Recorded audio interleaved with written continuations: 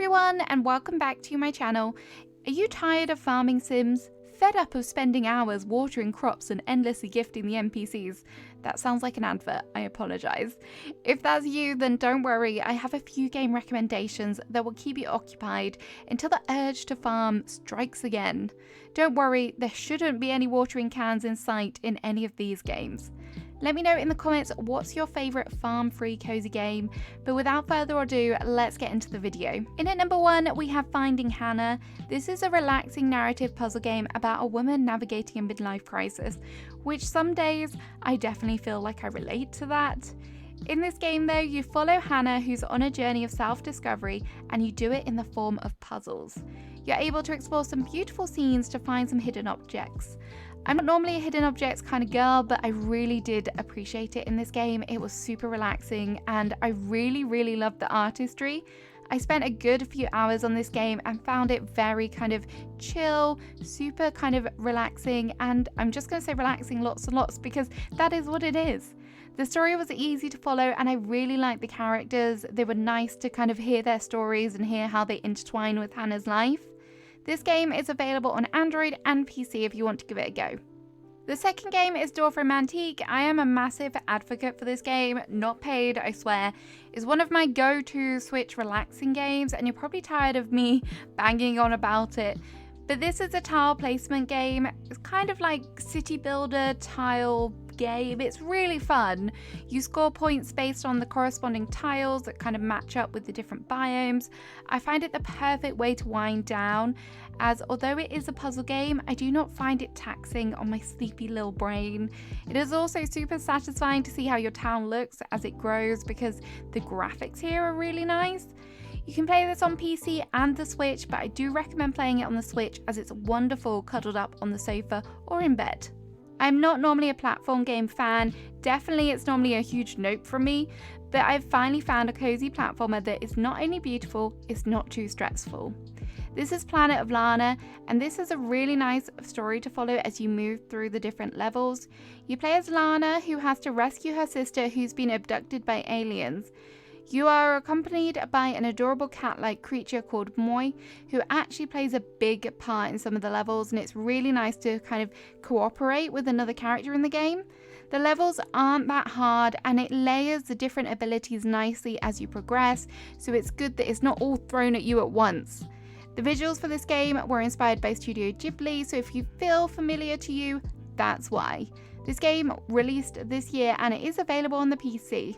Another new release this year was Smushi Come Home. This is a cozy exploration game where you play as a mushroom.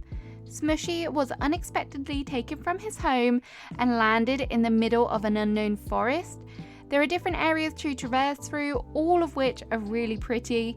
There's lots of things to collect and there's some interesting NPCs to help along the way. They all have some fun little quests to do. There are so many ways to get around, including running, gliding, climbing, and swimming. The graphics of this game are very cottagecore and really adorable. I've enjoyed looking at all the different areas and it's been a lot of fun, that's for sure. I really enjoyed playing this. This is available on the Switch and the PC if you want to give it a go. If you're a fan of simulator games and also cats, which a lot of you are I'm sure, then you should give Cat Cafe Manager a go. This is a Switch and PC game and it is oh so wholesome. You take over your grandmother's rundown cat cafe and it's your mission to renovate the restaurant, befriend the local cats and meet some eccentric but lovable townsfolk to make new friendships. There is a bunch of different ways to decorate your cafe and there is a wide variety of cats. I really love the depth of this game with different personalities of not only your cats but also the customers. There's skill points and things to level up, there's things to unlock, there's just lots and lots of fun here. I really highly recommend this game. Whilst we're talking about cafe games, let's talk about Lemoncake. Lemoncake is another cafe simulator and it does have the ability to have cats too, but this is very different from Cat Cafe Manager. If you ever played Diner Dash, then this is a cozier and a lot less chaotic version of that game. The gameplay definitely does have the potential to be very busy and you are kind of on the go quite a bit, but it is not too stressful as the levels are all quite achievable. Now there is a little bit of farming technically in this game, but I would say it's more like gathering ingredients, so I'm not going to count it, but I just put the disclaimer in there. This game is highly addictive and you soon do find yourself wanting to play another level and another one, so warning about that as well. You can play this game on the Switch and on the PC. If cafes aren't quite your thing, then maybe you want to run your very own B&B. In Bear and Breakfast, that is exactly what you do. This is a laid-back management adventure game where you play as Hank, who is a huggable looking bear. If you could hug pixels, that is. And if you could hug bears. Don't advise that. This game has all of the good things about most farming sims without the actual farming. You are able to meet and chat with new friends, decorate and personalise your inn with a whole bunch of different furniture, and explore what the forest has to offer. The graphics of this game remind me of Cozy Grove, so if you're a fan of those, you will definitely like this. I had this on the Switch and I think it runs quite well, but it's also on Steam if you prefer to play it on there. In at number 8, we have Powerwash Simulator. Now I hate cleaning in real life, but if you put it in a relaxing and satisfying game, I am sold. This game is available on the Switch and PC, and the title does pretty much sum up the whole game. In this simulator game, you get your very own power washer to clean up the neighborhood and blast away all of that horrid dirt and grime. In the end, you are left with a sparkling clean area, which is just so satisfying because it looks 100 times better, that's for sure.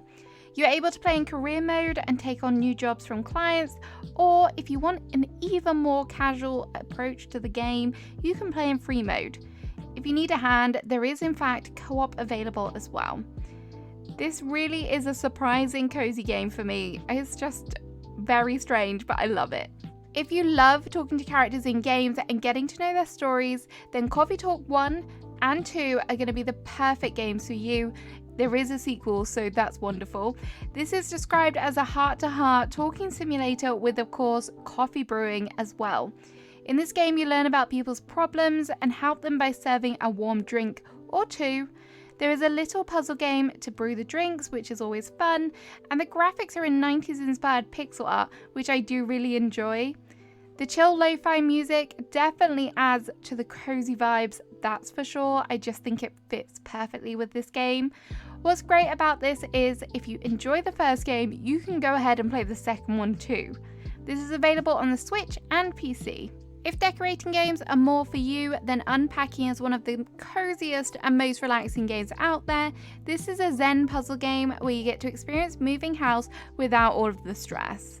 Here you follow a fictional character through their life as they move into different homes, different stages in their life. You really get to grow up with them, and you learn a lot about this person through the possessions that are in the game. Some of these things are carried through different levels, some of them are lost, and you kind of learn about what they're into, what they like, what places they've traveled. Like there's an Eiffel Tower, it's just so cute.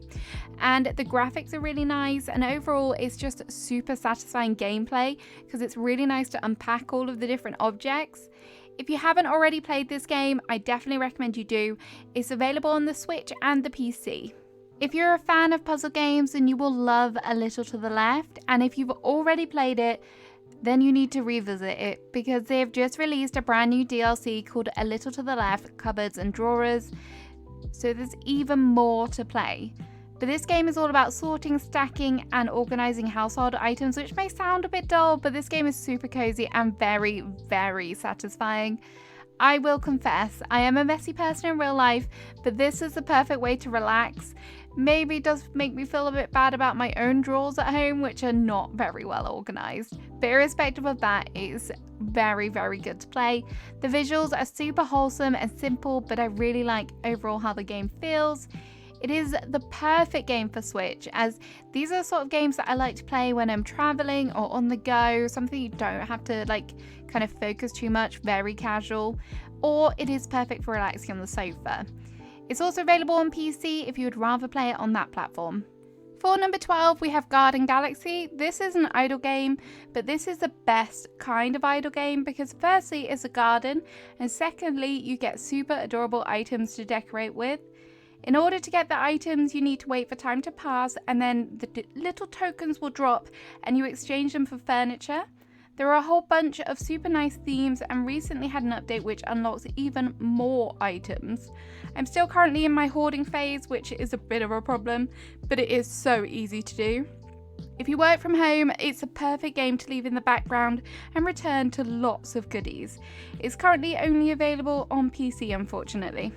In at number 13, we have Fabledom. If you love city building games and fairy tales, this is the perfect combination of the two. This is set in a wholesome fairy tale world, and the gameplay is very laid back. You grow a settlement, you trade with others, and you use diplomacy with your neighbours, so you don't have too many wars going on. Because this is all about fairy tales, there is, of course, princes and princesses to find your true love and live happily ever after, like in all the fairy tales. One of the things that first drew me to the game is the graphics. They are so pretty, they are perfect for this game, and they just have that really kind of cottagecore, medieval kind of view about them. I just love them. Fabledom is currently only available on PC, but it is oh so good. The penultimate game is Terra Nil. This is a city builder like Fabledom, but it's actually a reverse city builder. This is all about environment and strategy.